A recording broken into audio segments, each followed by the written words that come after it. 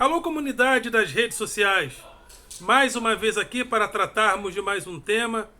E mais uma vez eu gostaria de voltar em uma obra de Peter Sloterdijk, Crítica da Razão Cínica. Uma obra que tem se tornado para mim uma espécie de livro de cabeceira. Eu comecei a ler, tenho estudado muito, ouvido especialistas que conhecem Peter Sloterdijk. Antes de viajar no recesso, eu li até a página 100, mas resolvi voltar até a primeira página. Estou lá pela página 50, mas é um calhamaço de mais ou menos quase 800 páginas. E um livro muito marcante para nós, acredito que para nós filósofos, sobretudo, que gostamos de nos espantar com o novo. O novo, quando o novo aparece como um paradigma marcante, porque o novo, ele se difere da novidade. A novidade, eu penso que na maioria das vezes, ela seja uma certa... Existe uma certa repetição na novidade, mas o novo é algo que aparece como um totalmente outro na nossa consciência. Quando o conceito se aparece como um novo, ele nos espanta, porque aparentemente ele é o totalmente outro em relação àquilo que já tínhamos contato. Então ele aparece como algo que nos espanta, principalmente nós que gostamos, que amamos a filosofia. E em cada página de Peter Sloterdijk, ele vem apresentando o novo, e a gente está sempre se espantando quando vai lendo página por página. E há críticas importantes que ele faz ao esclarecimento, ou seja, o esclarecimento trazido pelo iluminismo. Que crítica é essa que ele faz ao esclarecimento? Mas e ser esclarecido não é a base de qualquer construção racional, filosófica ou científica? E ele também faz uma crítica à ideologia, que vai ter o seu ponto mais bem sucedido historicamente em Karl Marx, no marxismo, ou seja, no comunismo.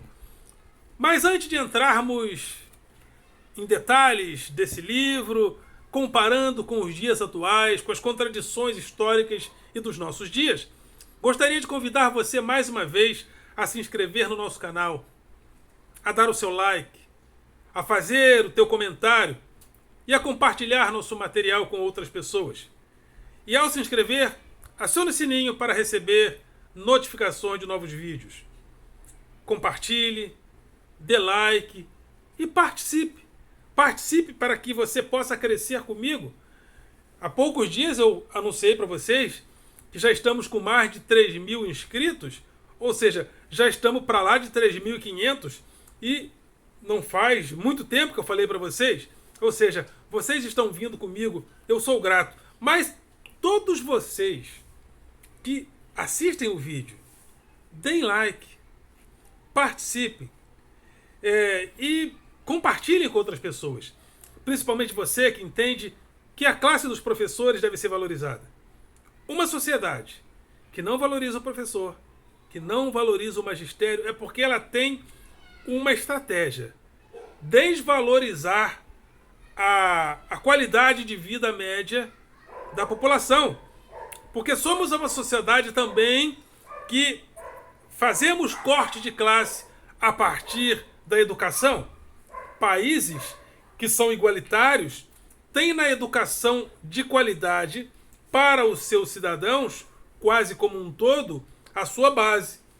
Países desiguais informam pessoas através da educação para que a educação represente a desigualdade. Estamos vendo isso agora no período de pandemia. Quais são os alunos que estão tendo mais prejuízo no conhecimento? Os alunos da educação popular. A educação popular, por razões óbvias, estava menos preparada para esse impacto, mas a educação particular, sobretudo, e a educação pública de mais qualidade, como o Colégio Pedro II, como os institutos federais, evidentemente, essas pessoas sofrem um prejuízo menor que a população de um modo geral, sobretudo as camadas mais carentes da sociedade. Mas, para isso, é importante dar voz ao magistério, dando voz ao professor. Que o professor, ao ir para o mercado de trabalho, ao se formar, não se divorcia da universidade.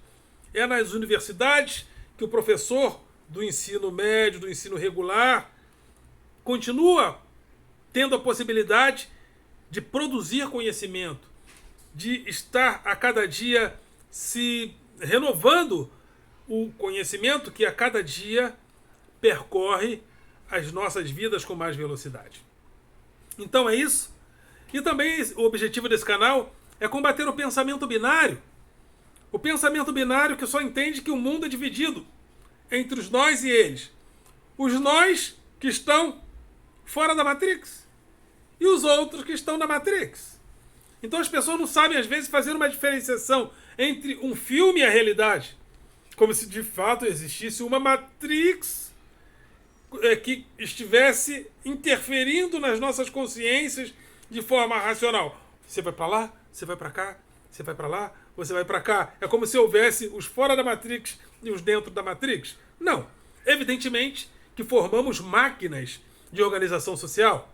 A máquina territorial, a máquina despótica e a máquina capitalista. Existe um sistema em torno dela. Mas não vamos confundir esse sistema com a Matrix do filme. O filme é o filme. A realidade é a realidade. Então, também tem o meu grupo de Facebook, Filosofia com Eldon Rosa Masson, e o meu blog através do endereço rosamasson.blogspot.com. Rosa Masson sempre com 2 S e tudo junto. Mas é isso aí. Então vamos ao livro de Peter Sloterdijk, Crítica da Razão Cínica. No início do livro, Peter Sloterdijk faz uma alusão aos 100 anos, ou aos 200 anos, melhor dizendo, aos 200 anos de aniversário de Crítica da Razão Pura. Crítica da Razão Pura de Immanuel Kant, um livro escrito no início, mais ou menos, penso no início do século, nos idos do século XIX. E esse livro, ao ser escrito, Crítica da Razão Pura, Immanuel Kant procura estabelecer os limites da razão. Quais seriam os limites da razão? Porque a razão já vinha sendo discutida principalmente desde René Descartes, que estabelece as bases, ele também, juntamente com Francis Bacon, mas eu gostaria aqui de citar René Descartes, pela marca que ele traz na nossa consciência científica. Então, René Descartes diz que a realidade é dividida em sujeito e objeto do conhecimento, rex cogitans, coisa pensante, e rex extensas, coisa extensa. Então, através do penso logo existo, René Descartes afirma que o conhecimento é possível. Por quê? E qual seria a base que afirma a possibilidade do conhecimento existir? É o fato de nós estarmos pensando. Porque para Immanuel Kant, por mais que nós duvidemos de nós mesmos, porque a própria realidade poderia ser uma ilusão dos nossos sentidos, porque os nossos sentidos nos enganam, porém, mesmo quando estamos enganados, segundo Immanuel Kant, segundo Descartes, melhor dizendo, estamos pensando. Então a filosofia cartesiana firma as bases da possibilidade do conhecimento ser possível de forma plena. Por quê? Porque nós pensamos. Então, René Descartes coloca as bases do conhecimento científico e filosófico moderno. Porém, David Hume diz, o empirista David Hume diz, não, o conhecimento não é possível. O conhecimento ele é formado a partir dos hábitos dos nossos sentidos. Então, não é possível que o conhecimento exista de forma objetiva. Por quê? Porque o que nós o que existe, na realidade, são hábitos dos nossos sentidos que nós colocamos como conhecimento por causa da repetição desses hábitos. Nós vemos o sol se pôr a cada dia e nós afirmamos, daqui a 1 mês, 2 anos, 3 anos, o sol vai se pôr. Porém, ele coloca isso como provável, não como conhecimento pleno. A água a certos graus centígrados, ela ferve. Para David Hume, nós teríamos que fazer essa experiência em todo o universo para chegar a essa conclusão. Então ele afirma que o conhecimento se dá a partir de hábitos. Porém, Immanuel Kant diz o seguinte: não, de fato, a coisa em si, o nous, não faz com que nós não conheçamos a coisa em si noumenal. Porém, conhecemos fenômenos que aparecem à nossa consciência. Esses fenômenos que aparecem à nossa consciência fazem com que nós construamos. Então, o conhecimento, segundo Immanuel Kant, é construção do sujeito do conhecimento. Porém, ele diz que no sujeito existem as categorias da razão que possibilitam a construção do conhecimento racional através de duas bases intuitivas, o tempo e o espaço. A partir do tempo, dessa aparição do tempo e do espaço que só há no sujeito, porque não há tempo e espaço, segundo Kant, na realidade. Mas o sujeito do conhecimento tem em si a aparição do tempo e do espaço na sua consciência. Então, o sujeito tem, segundo Kant, a possibilidade de construir o conhecimento racional pelas categorias fenomenais, né? Pelas categorias transcendentais da razão. Então, o conhecimento em si não é buscado no que é transcendente, porém há categorias transcendentais, ou seja, em nós, que faz com que nós construamos o conhecimento. E eu fiz essa introdução porque é a partir de Immanuel Kant, através do diálogo que ele faz com a crítica da razão pura, que ele escreve crítica da razão cínica, agora já questionando os primados da razão, porque inclusive o próprio Immanuel Kant escreve Esclarecimento, ele é um dos ilustrados que fez parte da tradição iluminista do conhecimento racional, que deveria abrir mão dos preconceitos, das superstições e do pensamento mágico que predominou na Idade Média.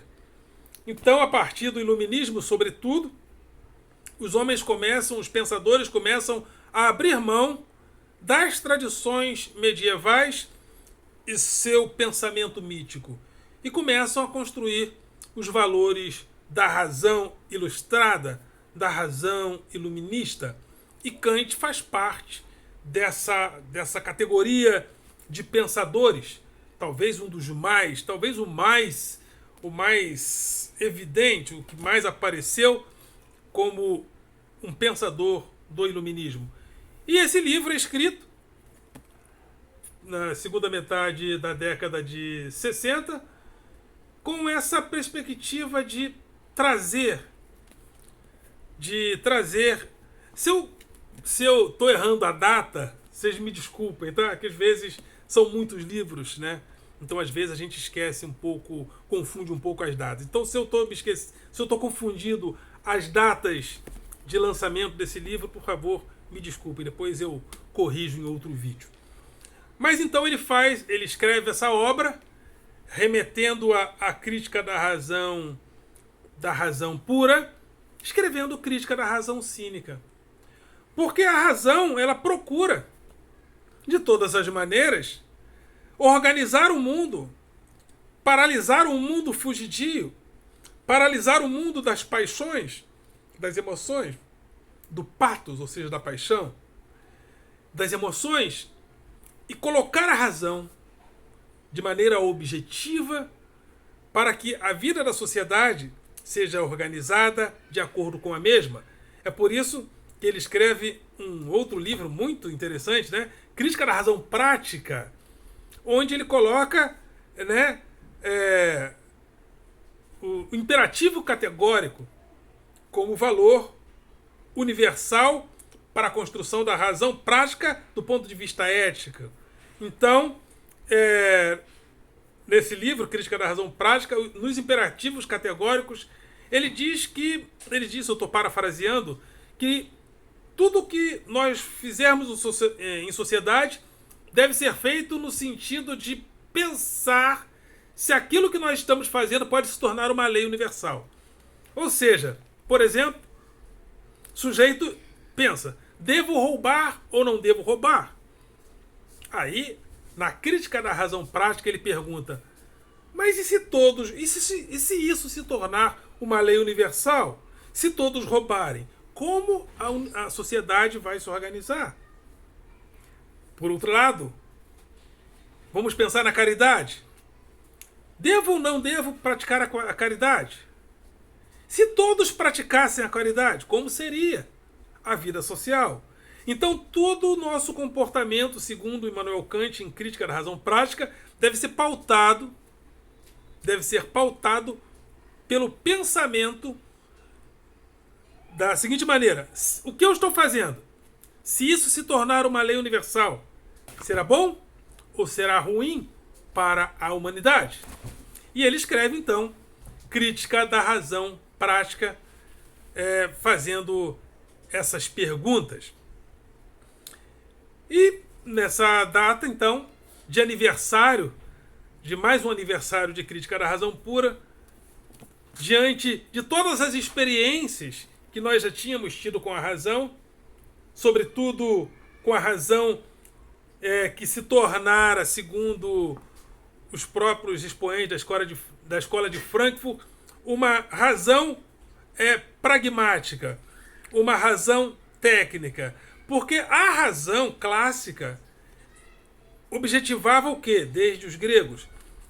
A construção, ou seja, a razão pode adentrar o conhecimento, o saber em si.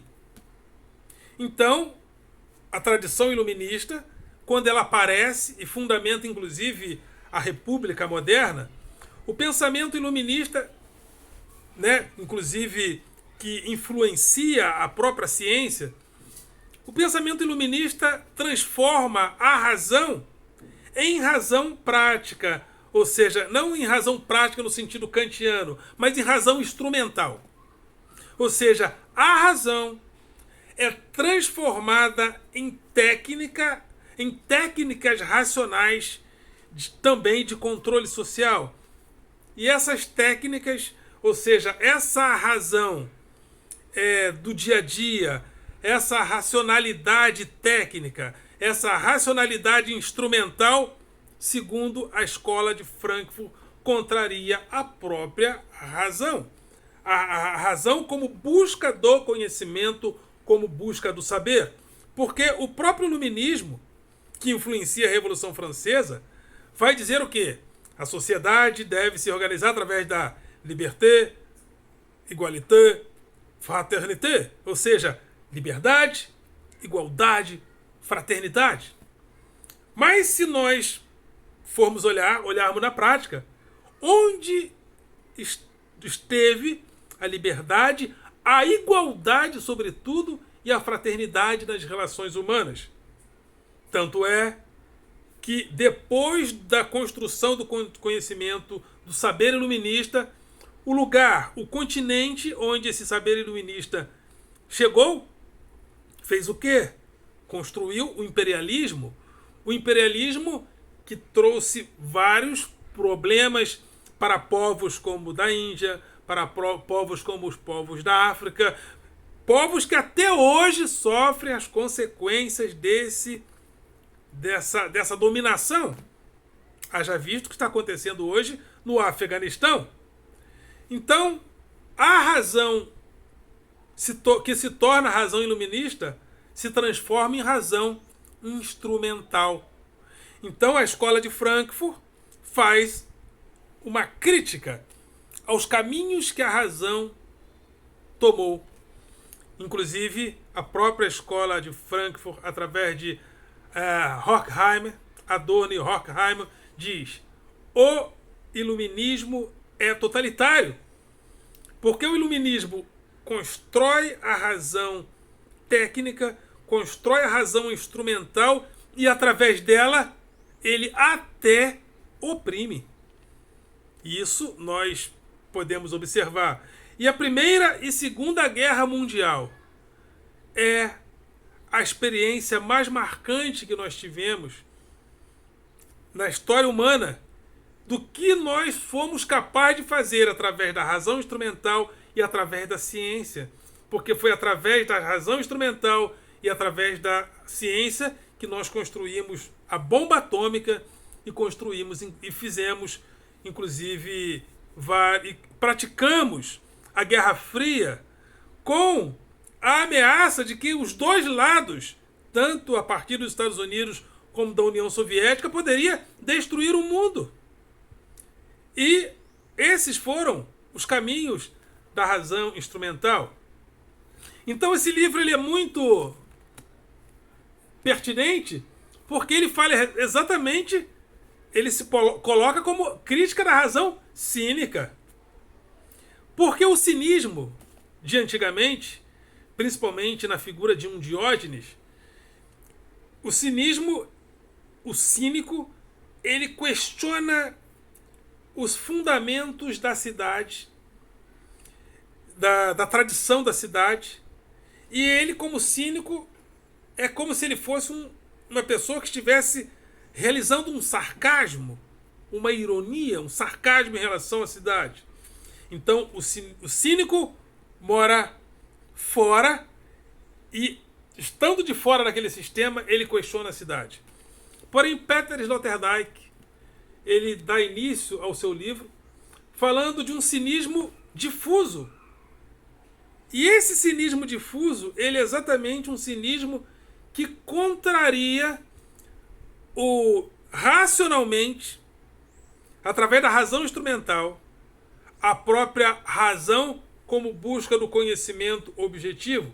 Porque o cinismo não se dá mais através de uma relação imunológica entre o cínico e a cidade. Não, o cinismo se difundiu na vida social.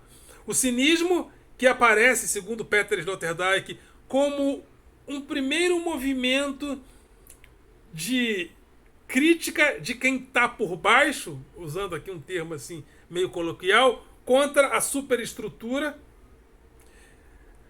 O cinismo, a partir da burguesia, segundo Sloterdijk, ele se apossa, ele é apossado pela burguesia, e a burguesia começa a lidar com o cinismo, porém de forma difusa. O cinismo passa a fazer parte do nosso próprio sistema, da nossa própria forma de organizar a sociedade.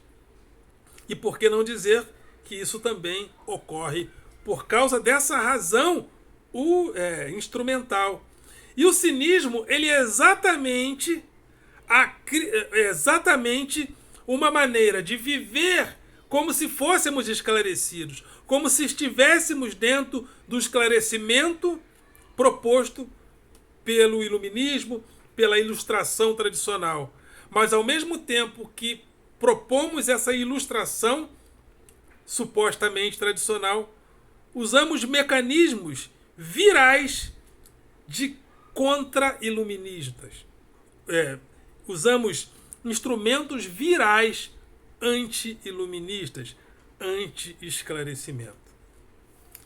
Eu penso que amanhã eu vou dar continuidade a esse livro, porque eu vou amanhã tomar a segunda dose e no momento em que eu estiver tomando a segunda dose, eu vou falar também desse contra-esclarecimento que tem ocorrido nas nossas vidas, e a pandemia tem sido uma das demonstrações anti-esclarecimento, que nós temos tido vários movimentos anti-esclarecimentos no próprio fenômeno da pandemia. Então amanhã eu vou voltar a esse tema e nós nos vemos amanhã lá no posto de vacinação. Ok, galera? Vocês são do coração.